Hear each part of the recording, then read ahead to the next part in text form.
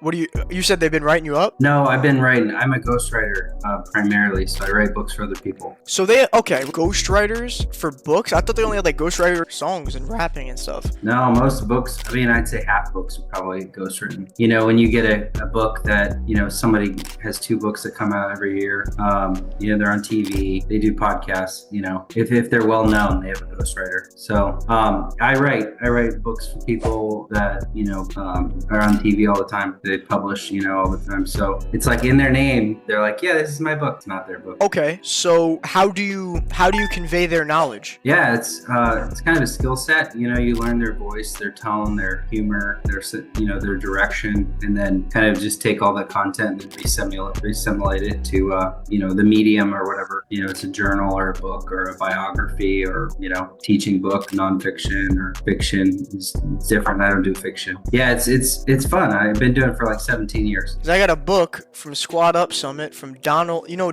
have you ever heard of Donald Miller? No, I don't think so. I don't know if this is ghostwritten. Is there a way you could like check it? I think that book, the cover looks familiar.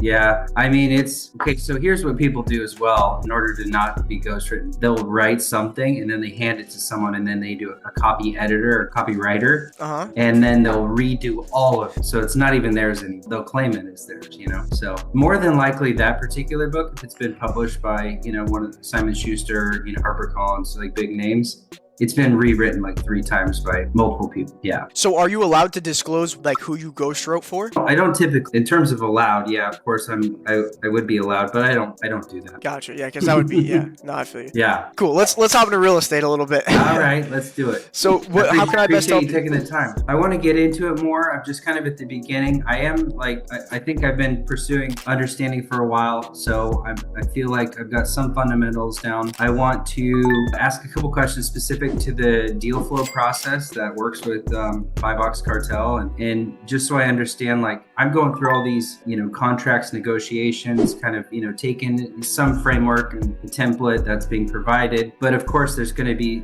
customization from, you know, sellers. They want a different interest rate if it's seller carry.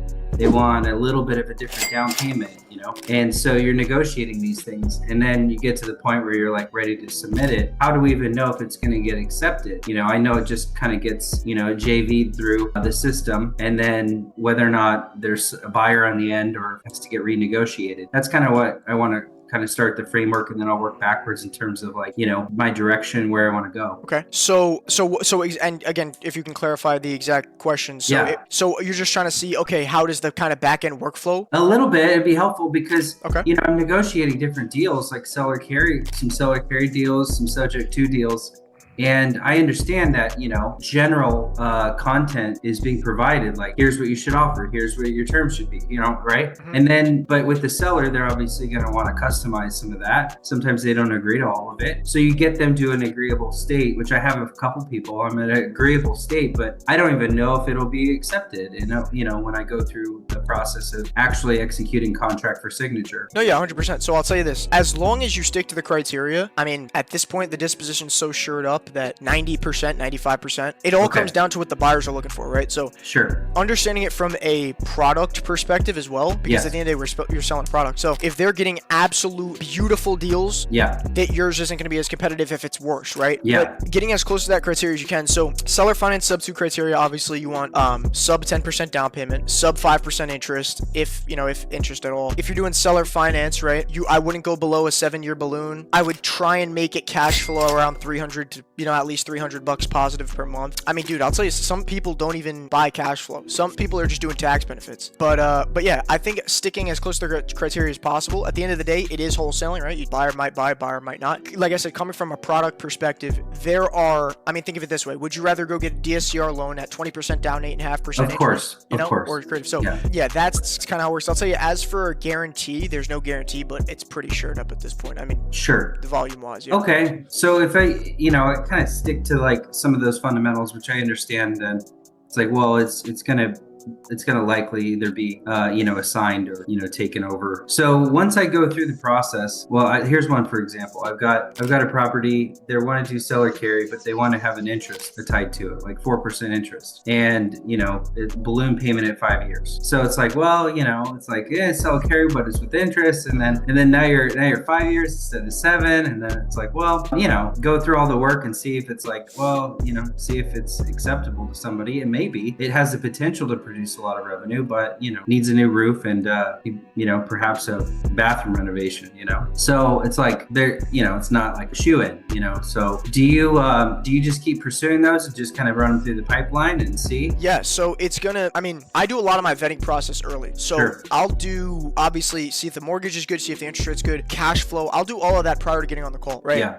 Obviously, when you're doing it for a while, quick 2-3 seconds, whatever, hop on the call. And the reason I do that is in the event that they do accept, now I have confidence, okay, my deal is good. If I'm just doing lead generation and stacking up my pipeline, I might take a day to just go through a couple of markets, find 10, 20 deals that I want to call tomorrow. But it's all the vetting process early on. Yeah, for sure. So in terms of a strategy, kind of shifting gears now, do you generally try to avoid the real estate agent for the large majority of your inquiries and just do, skip trace or whatever, because the agents, are roadblocks to the majority of our processes? I'll tell you this, I did pretty much have done only on market. I'm doing off market now. I love off market so much more, dude. It's so much easier. But yeah, for sure.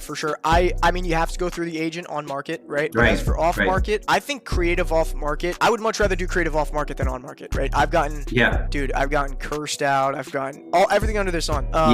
But even then, I think that helped me more because I learned a lot more. But just from a strategy standpoint, 100%, I'd rather be direct to seller. Yeah. So, you said you spend most of your time on market right now. Is that because there's a criteria for it that's a little bit better for the bank, for the end user? Like, what's the reason why you're doing that now? For off market or on market? On market, yeah.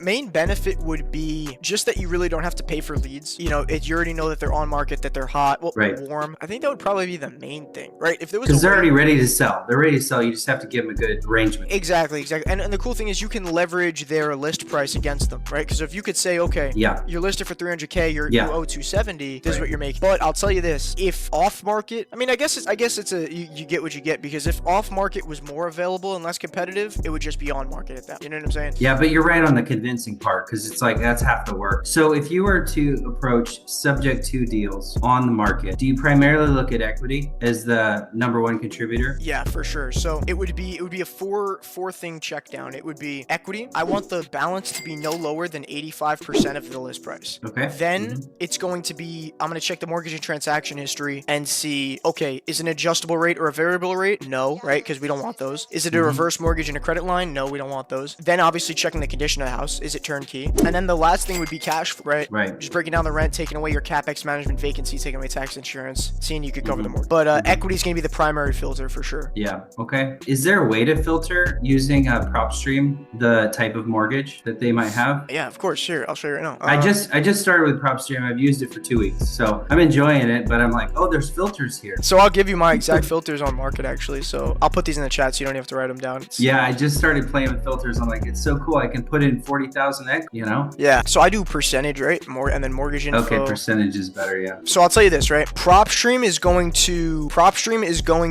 take the equity off of the estimated balance and the mortgage. Or sorry, take it off of the estimated value in the mortgage. Rather than a list in the mortgage. So you're still gonna have to manually go through, right? So let's just say we go to let's say San Antonio, right? And we click there. Okay, this is pretty good, right? This is 310. They have 270. That's pretty close, right? That's what I'm mainly looking for. But let's just say this one, it's a little bit further away. There's about 50K. This they probably reinstated. Honestly, this is way too low for this. Honestly, it would be 481. Wait, let me see. So 40. Obviously, we can go after negative equity, but this is just inaccurate at this point. But you kind of get the idea. You're just manually going through, and regardless of what it says, you want to check. Okay, you know what I'm saying? Yeah.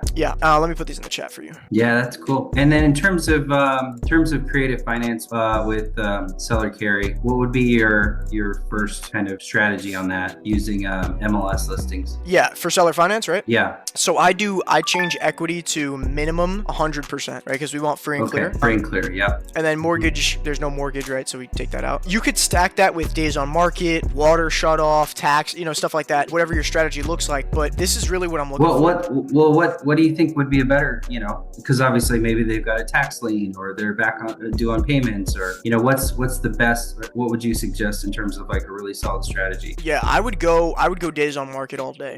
Days on market. Okay. All day. Yeah. So let's just say 30 days on market, and then we go MLS. You have over 7,000 properties, right? Now, at this point, I mean, the only vetting process for seller finance would be, does the property look good, right? And there's no mortgage we have to check, right? They're free and clear, yeah. The main vetting process would be the cash flow, right? So you break it down: rent, take away your 25%, take away tax, insurance. Let's just say you have 1,000 left at the end of the day. Yeah. Now we're creating our own mortgage, right, with the seller. Yeah. So how much of that 1,000 do we want to give? Okay, how much do we want to keep for cash flow? How much do we want to give to the seller? And that's how you break it down. So that would be the vetting process, kind of in-house, I guess, without looking at a filter. Yeah. But the cool thing with that is you can make every deal that you want cash flow, but that's my process on seller finance. Yeah. Okay. That's pretty neat. Do you do any, you said you just primarily do listings that are public, so you don't actually do any like mailings or cold call kind of things for people that are off market. Do you recommend that? Yeah, I do. I will tell you this. So for off market, I'm doing now with my team is, and I'll be transparent. I'll give you all what I know. Sure. We're leveraging AI. We're leveraging AI for off market.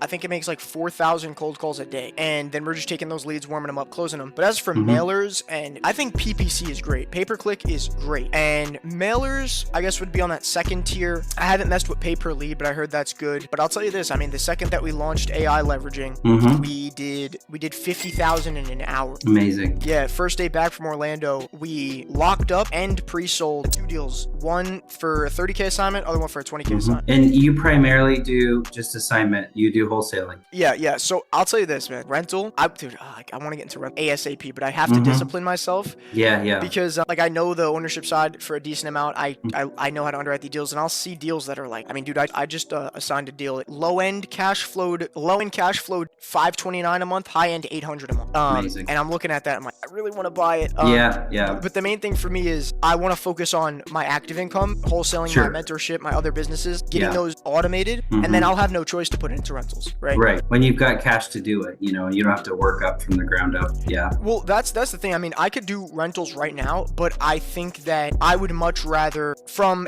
just a peace of mind perspective, get this stuff done first and then go into it. And I'll tell you this too. So the other mentorship we're doing, we're going to open a kind of like a syndication model, which I like a lot because people invest, right? They get their return, but we keep the assets, right? Where they get their return, we keep the assets. So now, like Fundrise, simultaneously, while we're making money from, let's just say, the mentorship or wholesale, we also have an equal and opposite machine that is just printing tax write-off. Yeah. So as every dollar that comes in gets it written off, every dollar written off. So you have two machines working, and that's kind of that's the model I'm going. That's nice. You work with alongside Richard? Yeah. So now, I mean, I still consider them my mentors. I always will, no matter how because dude, they help me so much. But now we're kind of like partners, like associates. Yeah. Nice. But dude, they're friends for life, man, for sure. I still hop in. Even when I'm doing my own thing, I'm still gonna hop in, help you guys talk. Yeah, that's awesome. But yeah, man. Yeah, I always tell them, after we get all of our stuff set in place, which who knows when that's gonna be, because as an entrepreneur, you're just going on to the next project. But yeah, man, we're definitely gonna do a ton together. I love those guys. So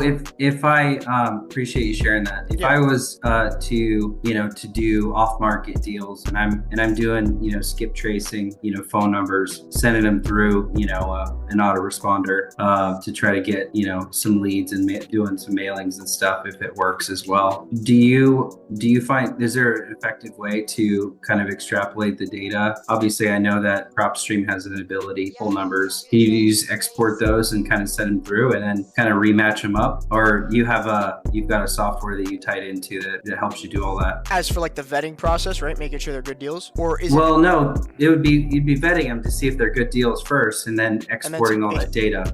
Yeah. So, I mean, I would probably, obviously we're going to want to make sure they're good deals before we even send the mailers. Right. I mean, what I would do is I would use PropStream off market, right? So you take off the MLS side, then build a list and then send it out. This is the thing, right? PropStream's info, obviously it's all estimation. So, it's you're just going to have to take a chance, but that's how I would do it. I would build a list. About half of them might not even be, the info might not be real and good. Yeah. You just kind of work with what comes in. Okay. Yeah. I mean, because I was doing a little bit of that. I pulled some numbers, and I got some, it was fun. So I think that seems like really promising. And, you know, I think you're onto something as well. Like, I wish I would have focused more on the active income side of it versus, because first thing you do is you go buy a property and you throw all your money into it. And then, you know, it's like, well, now I need more money, you know? I was there, man. I remember like I closed like my first or second deal and I was like, oh, like I want to get a house. But yeah, staying on the active income side, I think is really important. So that's really great. I think you've answered all my questions, dude. I appreciate it. Yeah, no, yeah, I'm thankful for sure. Do you mind if I take this? It's an important phone call for me. Oh no, yeah, go. And I think we're good, or you can stay on it for a minute, or what? Yeah, I mean, up to you, man. I think we have. Okay. Yeah, you can take that. I'd say we're good to go. I appreciate your time, and I'm thankful that these little processes so helpful, so valuable. For sure, man. Hey, if you don't mind, I'd love to turn this into like content and whatnot because we did good. Do you mind? No, I don't mind at all. All right, for sure. All right, man. Anything you need, you let me know. I got you. I'll help you out. Thank you. Take care. You too.